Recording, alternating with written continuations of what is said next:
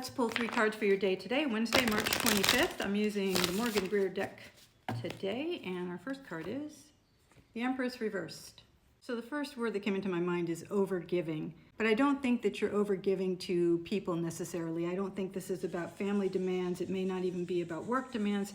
This feels to me like the overgiving of our psychological energy that so many of us are having to do right now, because the demands of being aware in a world that is asleep and writhing in its emerging darkness right now are so huge.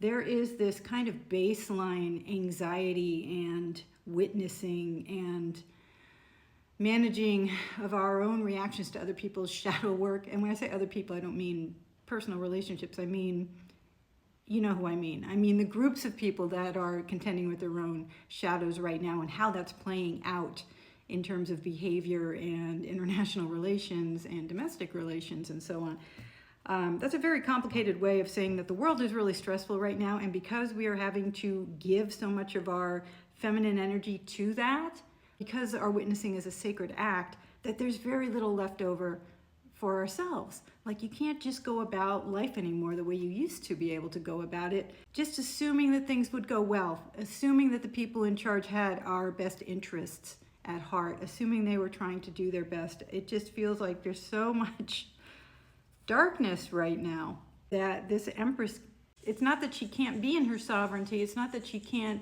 be in her full embodiment of her energies, it's just that she's being pulled in many directions at once, and as a result she's a little upside down, a little out of her element, a little untethered. So I'm feeling a scattering. There's a real scattering of energy happening rather than the concentration that the upright Empress enjoys. When you see her upright, everything is in its place here. Everything is humming along perfectly in the nature around her, and there is no disruption. Right now, everything is disruption. So I'm feeling it, you're feeling it. I think all of us are feeling it, especially empaths. If you're an empath, I'm there with you. Let's see what else the cards have to say today. That one was kind of intense. All right, second card, 10 of Cups, also reversed. Yeah, so this just reinforces the idea that there's so much incoming data that we almost don't know what to do with it. We're not juggling our cups very well at the moment. There's a danger of emotional flooding from the outside, from the information that we're receiving.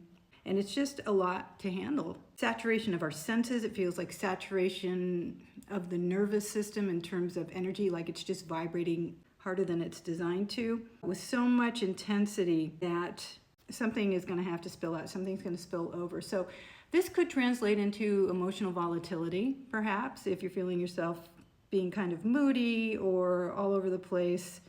I'm one of those people who, when I get overwhelmed, I'll cry at like puppies, and or somebody doing some simple nice gesture for another person, which should be our default, but it feels like that's such a rare thing anymore. Everybody's on the defense, and a lot of that is because we're having to absorb so much of this shadow energy that's being unearthed. Like I said, it's a lot to handle, so there really isn't a solution until the whole pattern plays out, but we can moderate it by talking about it, by journaling about it, by naming our emotions as we feel them, and then by understanding that that emotional energy can get stuck in the body if we don't move. So staying in place right now is probably not the best idea. If you have a workout routine or if you do yoga, things like that.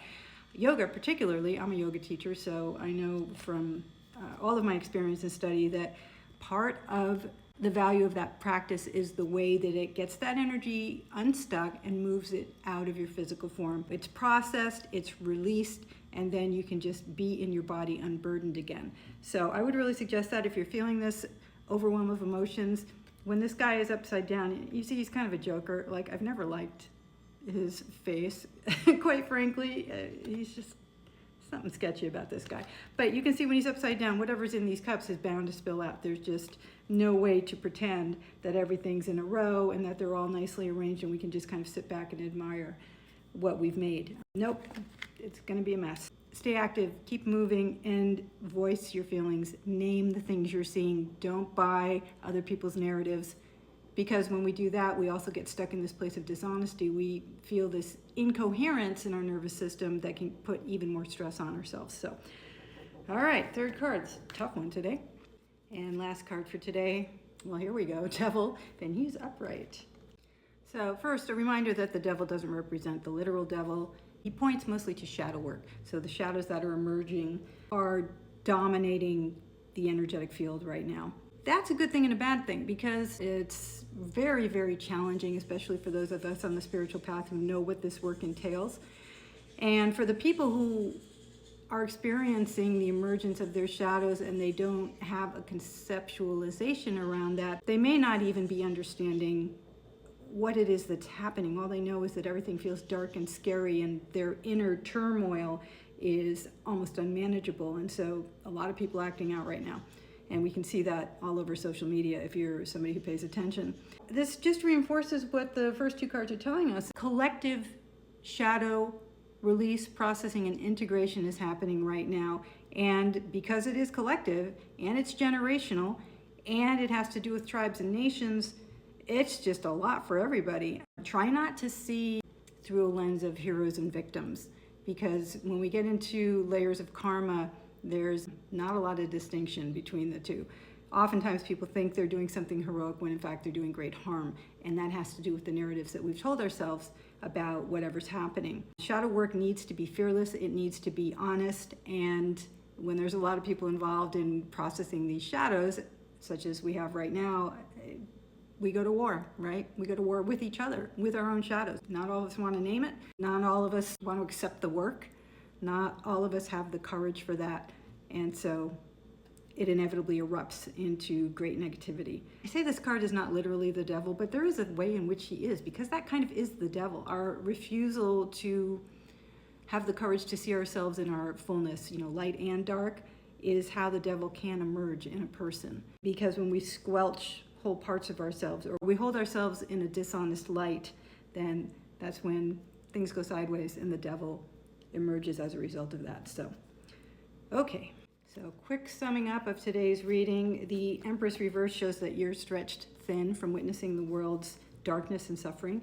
The Nine of Cups, I called it the 10 earlier, sorry about that. This is the Nine of Cups, and it shows that your nervous system and your emotional well is basically saturated from all of this.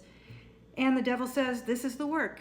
Naming it, feeling it, not running from it. This is the essence of shadow work. And refusing to see ourselves in our fullness, good and bad, dark and light, is the real bondage. So once we're honest with ourselves about that, then we can move forward, because the devil's chains are loose. Not in this deck because he's a goat here, but in the other deck, he's got some people in chains, and we are not chained. Hope that gives you something to think about today. Like, follow, and share. See you tomorrow.